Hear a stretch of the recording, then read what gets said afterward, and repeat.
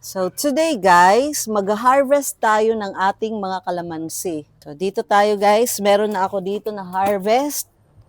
4 na piraso. Magkano ba yung kalamansi? Sabi nila, 3, 5 piso.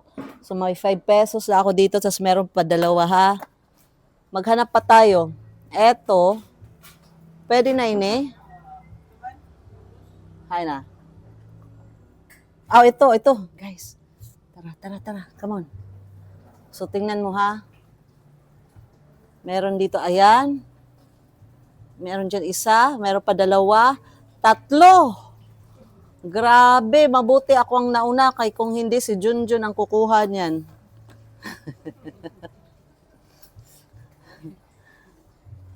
Nakitak din dati, day? Ha? So, guntingin natin ha, ganto. Kailangan pala guntingin.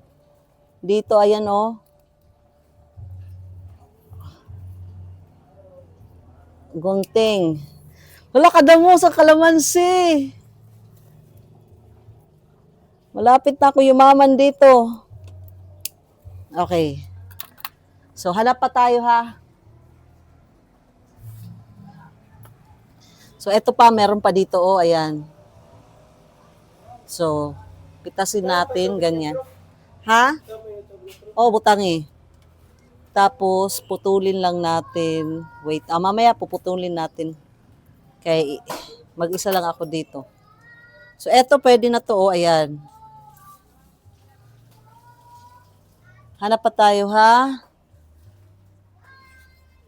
Diba?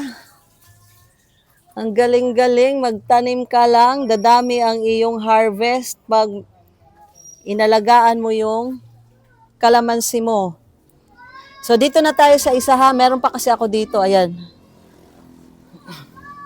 Ay, eto. Nadunot siya.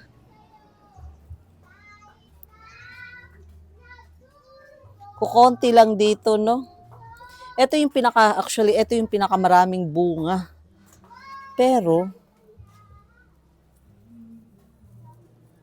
hindi pa masyado mga hinog, no? Hindi pa siya. Ayan. Ano to? Ano kaya to, no?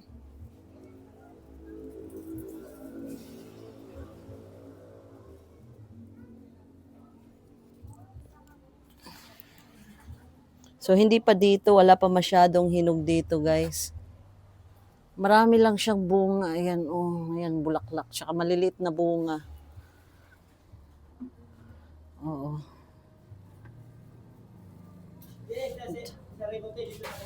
Oo, pati din siya ato mga daon. Tanan na green, ha? So, pamati ko kulang na ini sabaw, tubig. Di ba na aton ko an? Dungilat adi din niyan, ha? So, ayan na guys. So, eto lahat yung na-harvest natin guys sa 15 pesos worth na kalamansi na libre lang sa backyard ko.